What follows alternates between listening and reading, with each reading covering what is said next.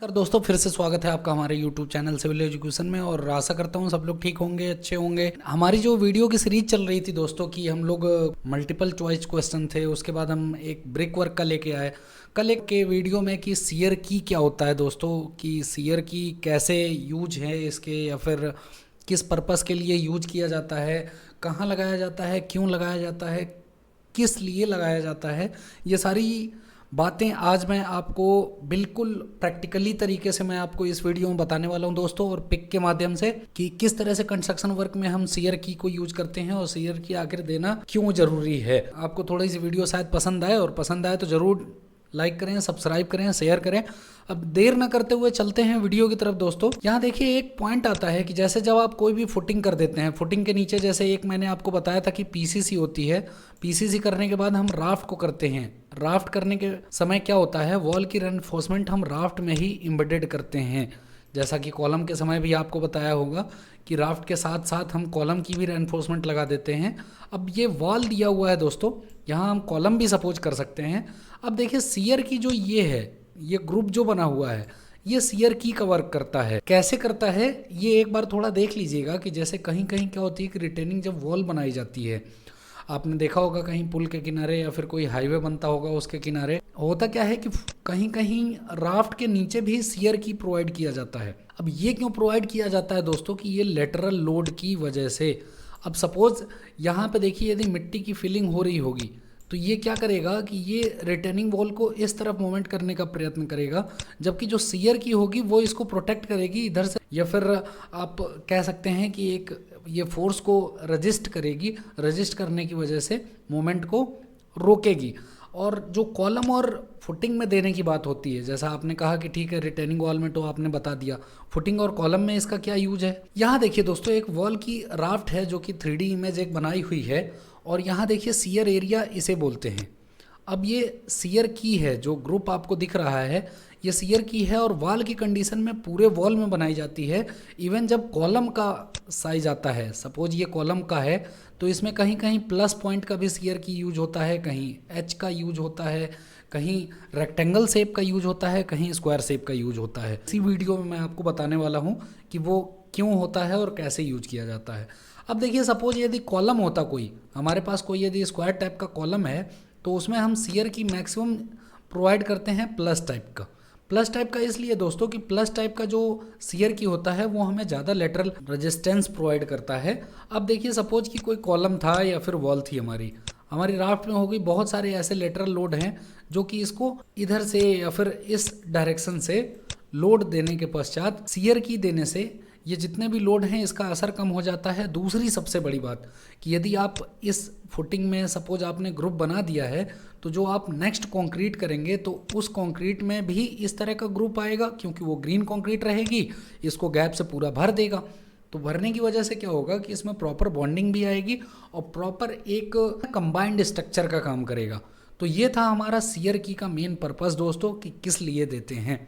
और ये हमेशा आप लोग याद रखिएगा, कभी कभी क्या होता है कि साइड पे जब आप सपोर्टिंग है स्टाफ के ऊपर छोड़ देते हैं और राफ्ट की कंक्रीट, और लास्ट में क्या होता है कि मिस्त्री भी भूल जाता है या फिर आपके सपोर्टिंग स्टाफ भी भूल जाते हैं कि सीयर की प्रोवाइड करना, जो कि आप नेक्स्ट कंक्रीट के लिए जो कॉलम के लिए यूज होगी। ये आप लोग को साइड पे ज़रूर ध्यान देनी है दोस्तों। और कभी कभी तो आपका सीयर की का जो भी डायमेंशन है वो एज पर ड्राइंग या फिर एज पर स्पेसिफिकेशन आपको प्रोवाइड करवा दिया जाता है, आप उसमें लिखा होता है, उस हिसाब से आपको सीयर की यूज करना है।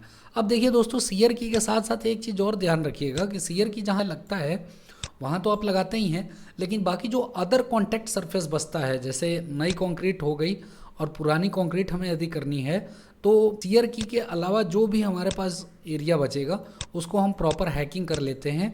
हैक मीन्स उसको रफ कर देते हैं जब कंक्रीट हमारी ग्रीन रहती है, तभी कि प्रॉपर हमारी बॉन्डिंग बने और स्ट्रक्चर मोनोलिथिक का वर्क करे। और सीयर की देने का एक और मेन पर्पस है दोस्तों कि जहाँ अब देखिए होता क्या है कि जैसे 10 मीटर की या 15 मीटर की कहीं वॉल हो गई, तो आप क्या करेंगे कि 10-15 मीटर एक बार में शटरिंग लगाना पॉसिबल नहीं हो पाता है, इसलिए जहाँ जहाँ कंस्ट्रक्शन जॉइंट आता है वहाँ हम सीयर की प्रोवाइड कर सकते हैं, या फिर एज पर आपके स्पेस में कहीं दे रखा हो। अब यहाँ देख सकते हैं जैसे इस कॉलम का मैंने आपको बता दिया।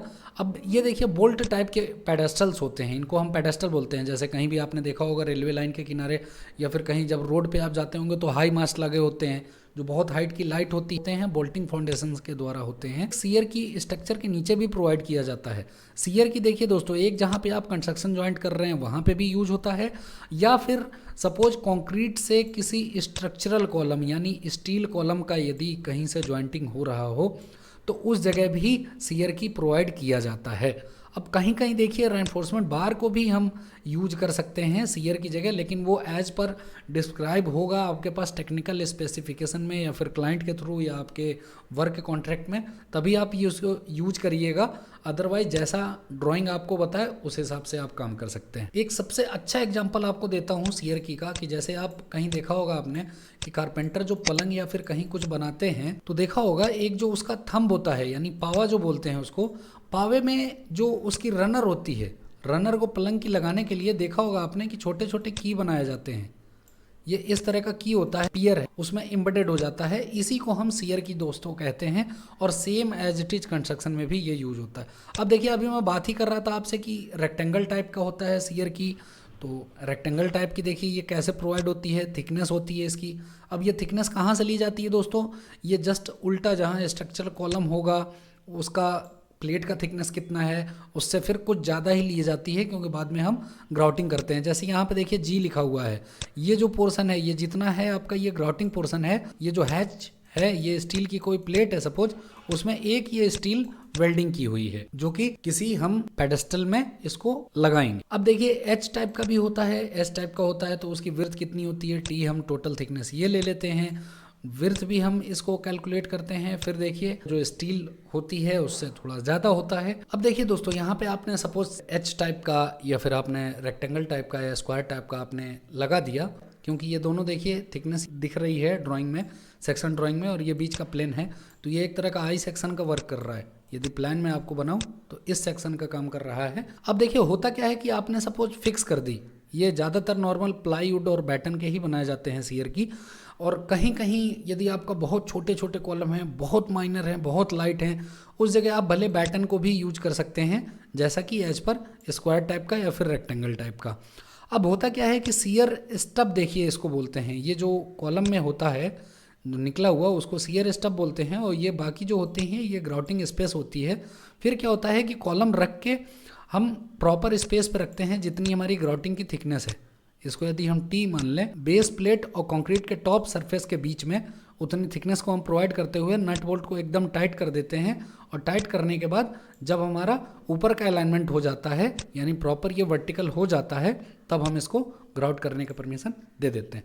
अब सीयर की लगाते समय प्रैक्टिकल बात दोस्तों ध्यान रखिएगा कि होता क्या है कि जब आप वाइब्रेटर यूज करते हैं तो उस समय क्या कंडीशन आती है, सीयर की के ऊपर जो आपने पॉकेट लगाया है या फिर जो वुडन बैटन या फिर प्लाई का लगाया है एक फॉर्मेट, उस पर थ्रस्ट पैदा होता है और वो बाहर निकलने की कोशिश करता है। तो उस कंडीशन के लिए आपको क्या करना होता है कि प्रॉपर इसको बाइंड करते हैं, या तो आप रेनफोर्समेंट से प्रॉपर वेल्ड करके चारों तरफ इसको स्टैक कर दीजिए। इस जगह जैसे देखिए यहाँ पे कोई शटरिंग लगी थी, हम कंक्रीट करने वाले थे, ये हमारा पेडेस्टल का पूरा फेस था, तो यहाँ जब कंक्रीट होगी तो ये ऊपर निकलने का प्रयास करेगा, इसलिए हम इसको प्रॉपर बाइंड करके इस तरह से रख देते हैं कि वाइब्रेटर भी चले तो कोई ज़्यादा दिक्कत ना हो। अब देखिए जैसे स्ट्रक्चर के लिए मैं बोल रहा था कि आई सेक्शन बनेगा, ये देखिए यहाँ पे एक दिख रहा होगा आपको, ये हमारी बेस प्लेट हो गई, और ये जितने भी हैं ये बोल्ट के लिए होल दे रखे हैं, पेडेस्टल होगा। जैसे इसमें देखिए ये बोल्ट पहले से ही लगा हुआ है, इसमें हम रख के इसको टाइट कर देंगे और फिर ग्राउट कर देंगे। एक और थोड़ा सा प्रैक्टिकल को